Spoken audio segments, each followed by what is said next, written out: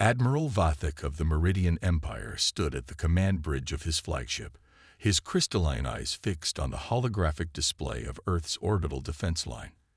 His mandibles clicked in confusion as he reviewed the tactical readouts for the third time. "This cannot be correct," he muttered, his auxiliary antennae twitching with irritation.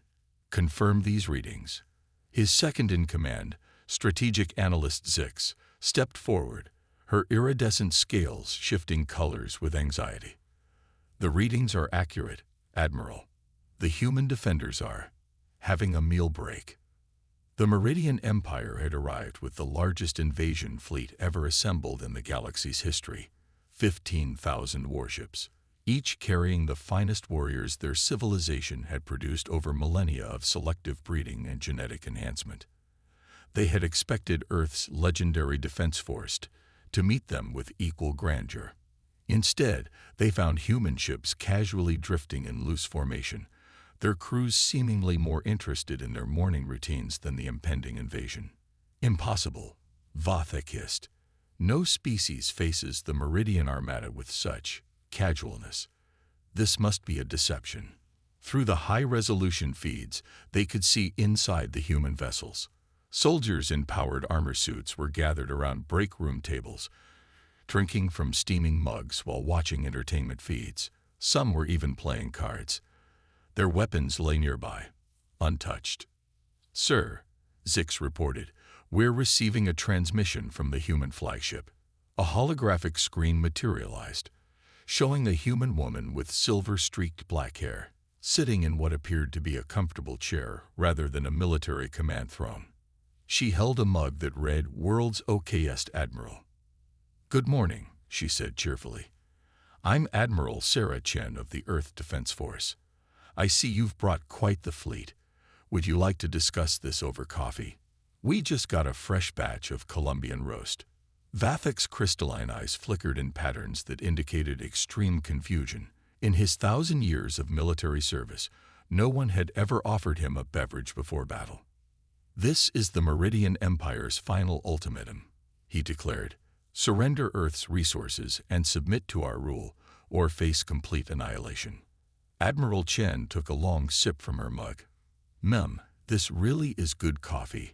Are you sure you won't reconsider? Violence so early in the morning is such a hassle." Fury rose in Vathek's thorax.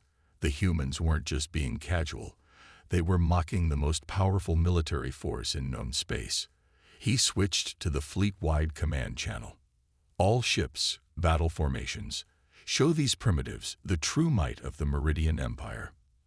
As his fleet began to move, he noticed something odd. The human ships hadn't changed position. Their crews continued their relaxed activities. Only now, he noticed subtle details he'd missed before. The way their weapons were positioned within arm's reach, the casual grace with which they moved in their powered armor, the quiet efficiency of their bridge crews even as they seemed to lounge at their stations. "Sir," Zix's voice carried a note of worry. "I'm detecting energy readings from the human ships that don't make sense. They're operating at levels far beyond our theoretical maximums, but their power signatures are barely registering." Admiral Chen's voice came through again, still pleasant but with an edge of finality. "Last chance for coffee, Admiral Vathek. After this, I'm afraid we'll have to get to work, and I hate letting good coffee go cold." Vathek gave the attack order. 15,000 ships launched their opening salvos, enough firepower to crack a planet. The human ships didn't move. They didn't raise shields. Their crews didn't even stop their card games. Instead, Admiral Chen sighed, placed her coffee mug in a holder, and pressed a single button on her chair's armrest. What happened next would be debated in Meridian military academies for centuries to come. The human ships, still maintaining their seemingly random positions, unleashed weapon systems that defied the laws of physics as the Meridians understood them. Their shots passed through advanced shields as if they weren't there. Their targeting systems predicted movement patterns that should have been unpredictable.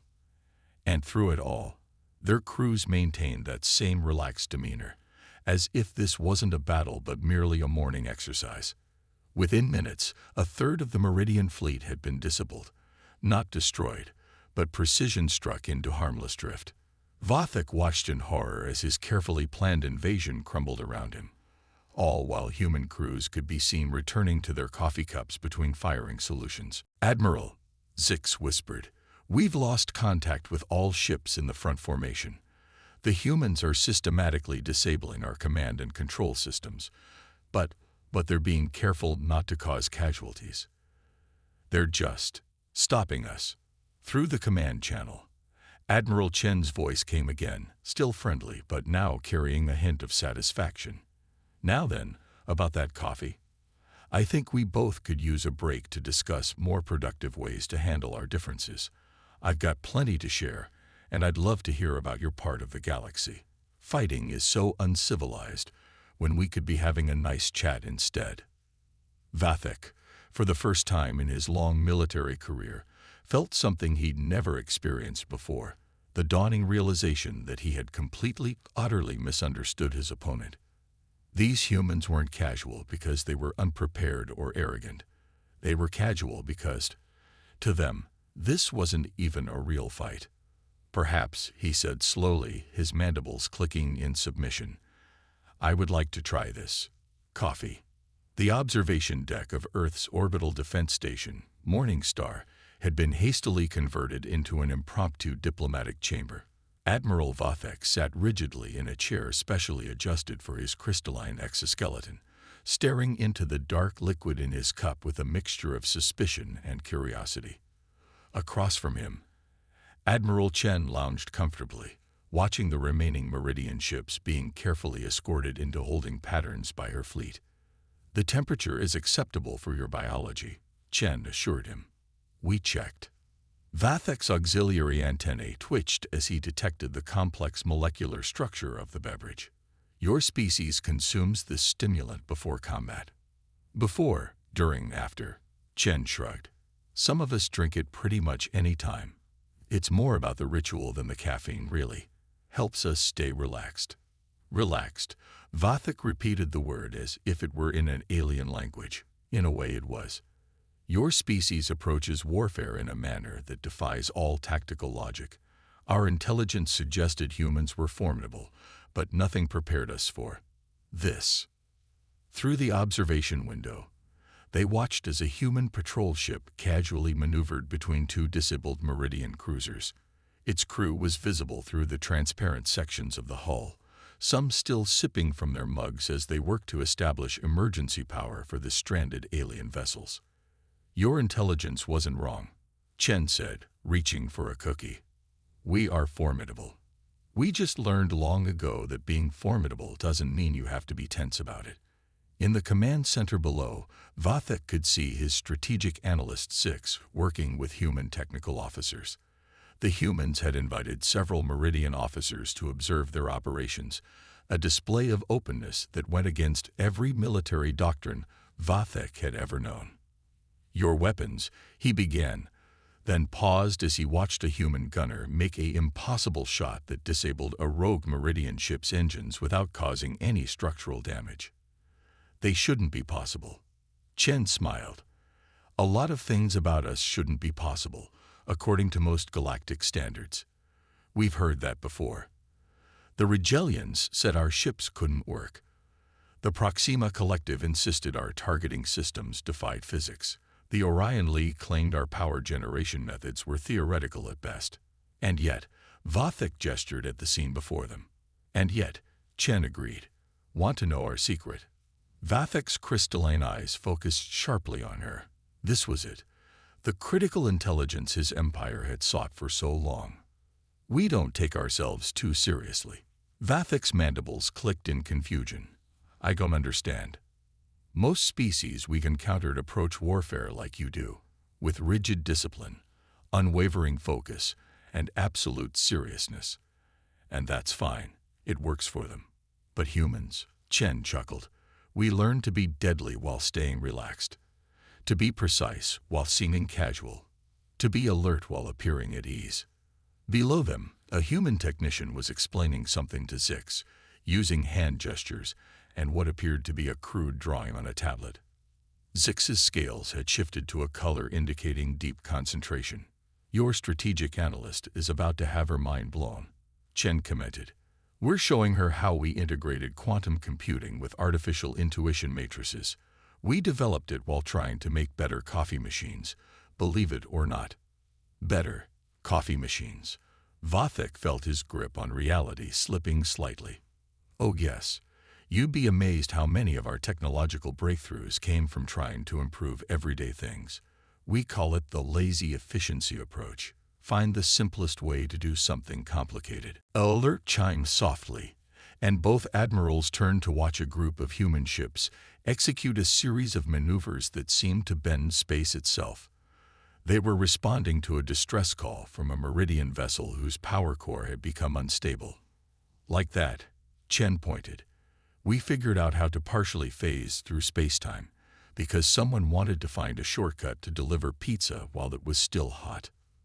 Vathek took his first sip of coffee, nearly dropped the cup, then took another.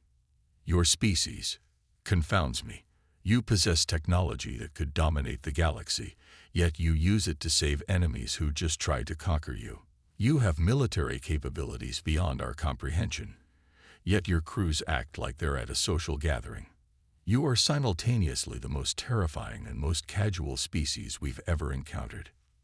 "Thank you," Chen said brightly. "We try."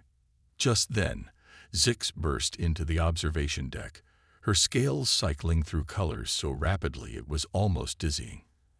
"Admiral Vathek, the humans, they're targeting computers. It's all so. They use music to calculate trajectory corrections. Jazz, specifically," Chen added. "Something about the improvisational patterns helps with quantum probability calculations. Would you like to see our recreational deck? We got a great band." Vathek looked down at his coffee, now half empty, then at the human ships effortlessly managing his entire fleet, then at his clearly overwhelmed strategic analyst, and made a decision that would change the course of Meridian history. "Yes," he said. "Show me everything. I begin to suspect that my empire has much to learn about the art of being casual." Chen stood, straightening her uniform out of habit rather than necessity. "Excellent choice. Fair warning, though. Wait until you try espresso. That's when things get really interesting." As they left the observation deck, Vathek couldn't help but notice that despite all appearances of casualness, every human they passed was in perfect position to respond to any threat, their movements containing an underlying grace that spoke of incredible combat training. They were, he realized, the perfect predators, one so confident in their capabilities that they had transcended the need to display them. And it all somehow came back to coffee. The Meridian Empire's High Command received Vathek's report with stunned silence. The vast chamber, carved from living crystal in the heart of their homeworld's largest mountain, echoed with the nervous clicking of mandibles and the subtle color shifts of agitated scales. Supreme Commander Krithax, leader of all Meridian military forces, replayed the visual feed for the fourth time. The scene still defied belief. Human crews casually disabling advanced Meridian warships while drinking beverages, their ships moving in ways that shouldn't be possible, and most disturbing of all, Admiral Vathek, one of their most decorated commanders, sitting in a human jazz club, bobbing his crystalline head to the rhythm. "This report cannot be accurate," Krithax declared, his voice resonating through the chamber. "Our finest fleet, neutralized without casualties. Our most advanced technology, rendered obsolete by beings who developed faster-than-light travel while trying to deliver heated nutrition discs. Pizza," corrected Senior Intelligence Analyst Mix, then quickly lowered her antennae in submission when Krithax glared at her. "Apologies, Supreme Commander, but the data is verified. The humans have achieved technological supremacy through unconventional means." On the main display, footage showed human engineers teaching Meridian technicians about their quantum probability drives. One human was explaining complex physics calculations while balancing a spoon on his nose, much to the bewilderment of his alien audience. "And now," Krithax continued, his tone dripping with disbelief, Admiral Vothek suggests we establish diplomatic relations with a species that treats interstellar warfare like a recreational activity. If I may, Supreme Commander, Mix ventured, her scales shifting to a scholarly blue.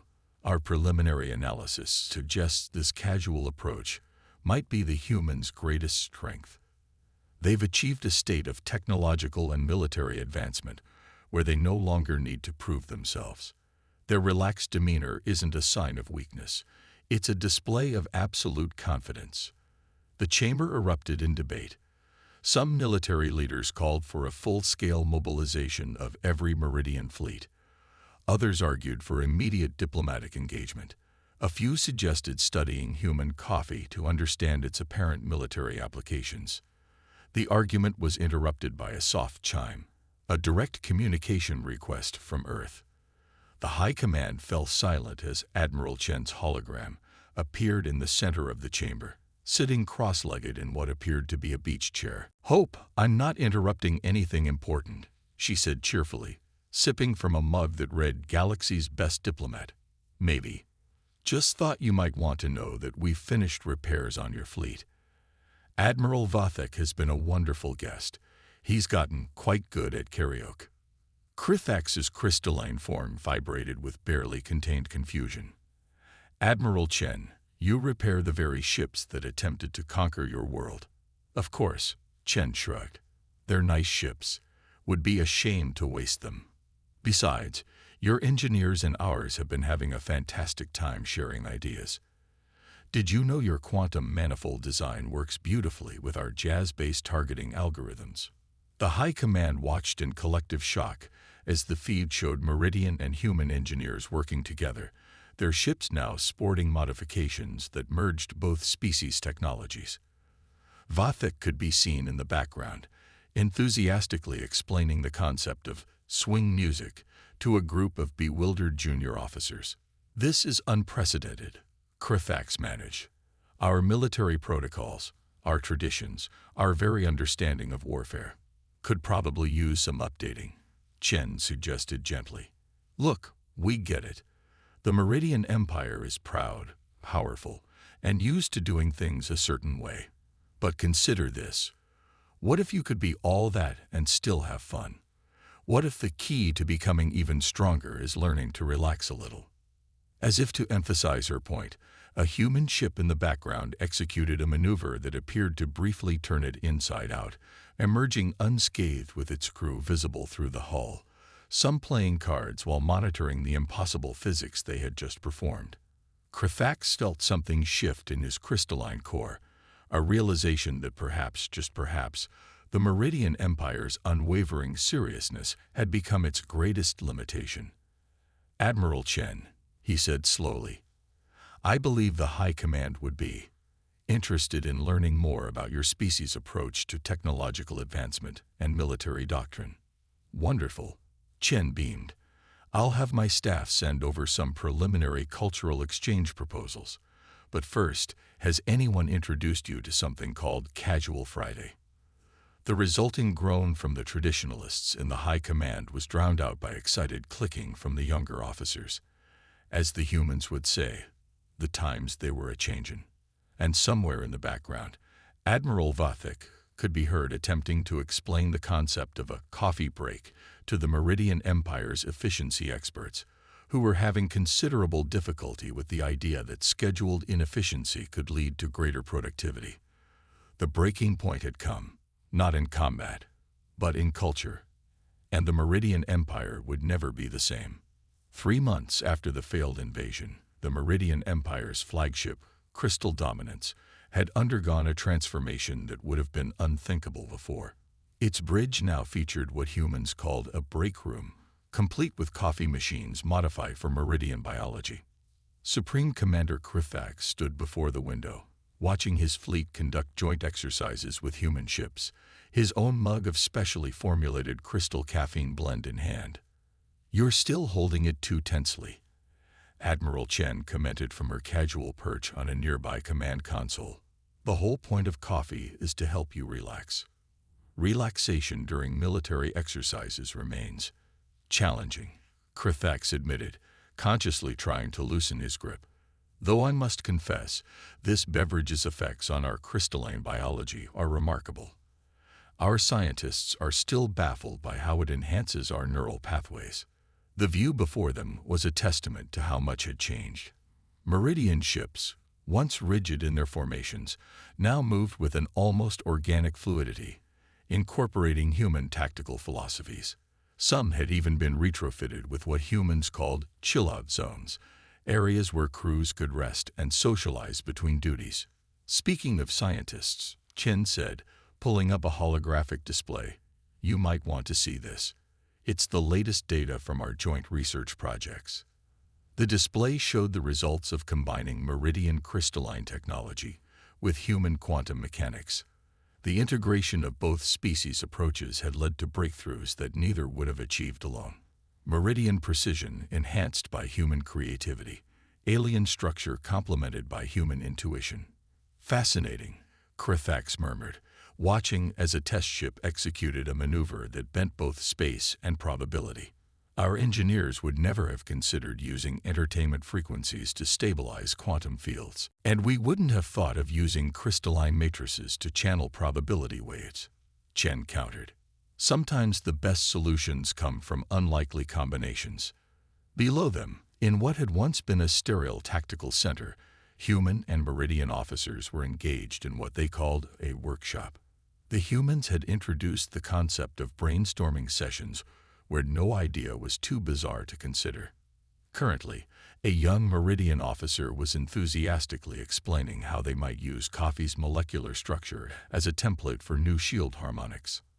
"Our traditional enemies are confused by these changes," Krithax noted, his mandibles clicking in what Chen had learned was amusement.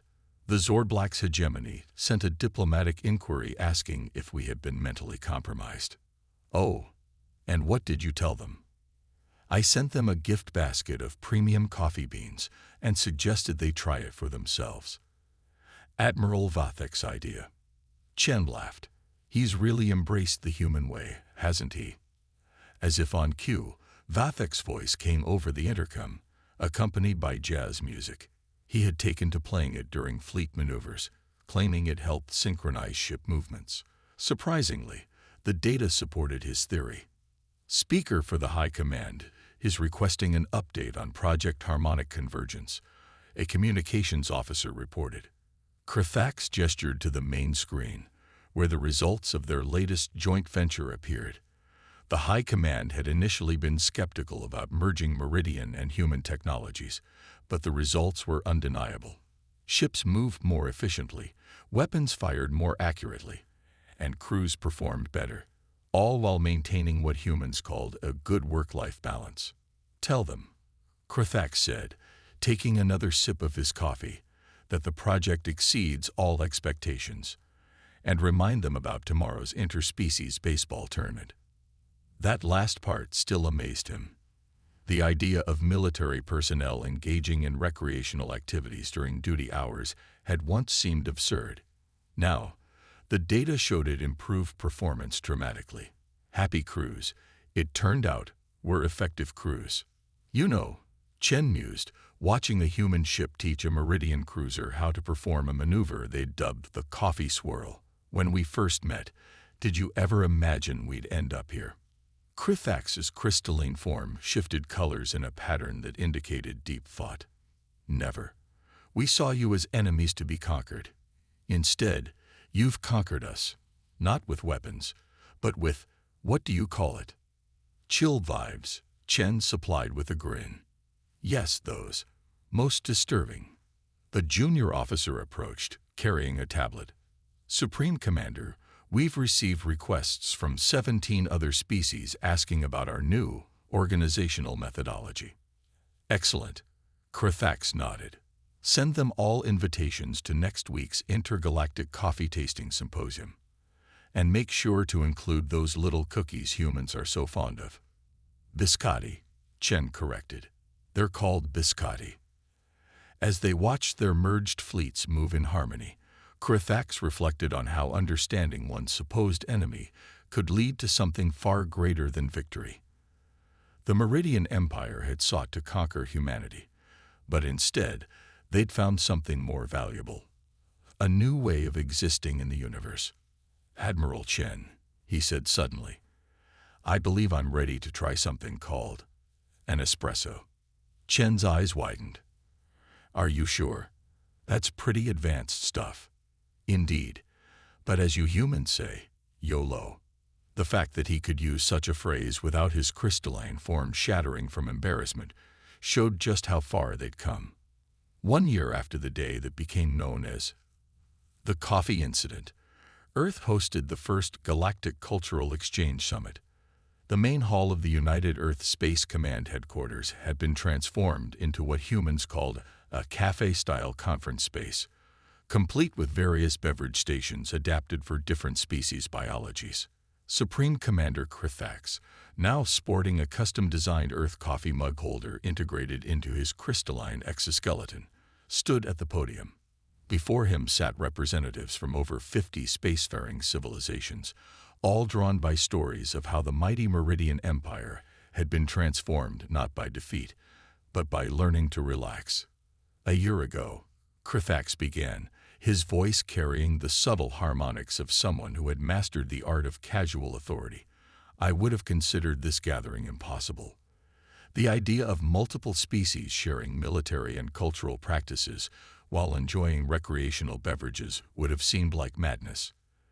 In the audience, Admiral Vathek was teaching a group of Zorblax warriors how to play something called air guitar during coffee breaks.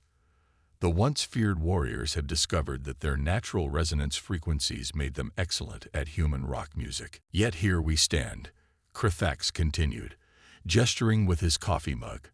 "At the dawn of a new era. Our combined fleet efficiency has increased by 300%. Our technological advancement has accelerated beyond our projections. And most surprisingly, our personnel satisfaction ratings are at historic highs." Admiral Chen, sitting in the front row in a chair she'd modified to recline, a design feature rapidly spreading through alien command centers, nodded approvingly. The human approach to intergalactic relations had proven contagious. Already, several species had adopted casual Fridays, though some were still struggling with the concept of weekend. "The humans," Crithax said, his crystalline form shifting to colors of admiration, "taught us that strength does not require constant tension, that efficiency can coexist with enjoyment, that perhaps the greatest power comes not from dominating others, but from learning to, how do they say it, hang loose." A ripple of translator-assisted laughter moved through the crowd. On the massive screens behind Crithax, footage showed the results of their cultural exchange. Meridian ships performing quantum jumps in harmony with jazz rhythms, human crews teaching alien species the art of video gaming between battles, and the galaxy's first interspecies coffee shop aboard a space station. But perhaps most importantly, Crithax continued, his voice growing thoughtful, "They showed us that our greatest enemy was our own rigidity, our inability to conceive of different ways of being, our failure to understand that sometimes the most powerful response to a challenge is to offer your opponent a warm beverage and genuine conversation." In the back of the hall, a group of former enemy species was engaged in what humans called a coffee clatch, discussing the integration of their various technologies over specially designed drinks. The Zorblax had contributed their energy manipulation techniques, the Meridians their crystalline computing, and the humans their seemingly impossible quantum mechanics, all blended together like the beverages they now shared. "Therefore," Crithax announced, reaching the climax of his speech, "the Meridian Empire formally proposes the establishment of the Galactic Cultural Exchange Initiative, a program dedicated to sharing not just technology or resources, but ways of being, ways of thinking, ways of chilling out." The proposal was met with enthusiastic approval.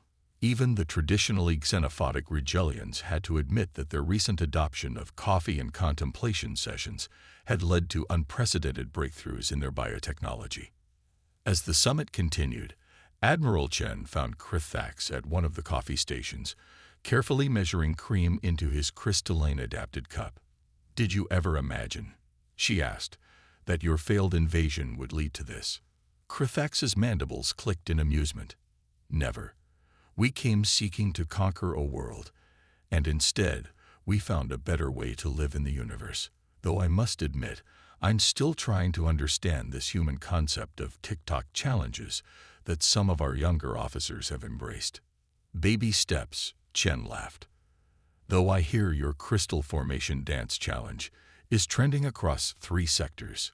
Around them, the summit had evolved into what humans called a mixer. Species that had once been mortal enemies were now sharing drinks, swapping stories, and even attempting to learn human dance moves. The universe, it seemed, had been ready for a little more relaxation. You know what this means, Chen said, a mischievous glint in her eye. Krithax's crystalline form shifted to a pattern of mild concern. What? It's time to introduce the galaxy to cappuccino art. As Krithax watched his fellow beings embracing this new way of existence, he realized that perhaps this had been the true meaning of advancement all along. Not the relentless push toward dominance, but the ability to sit back, share a drink with former enemies, and appreciate the infinite possibilities that came with learning to just chill. The universe would never be the same, and that was perfectly fine.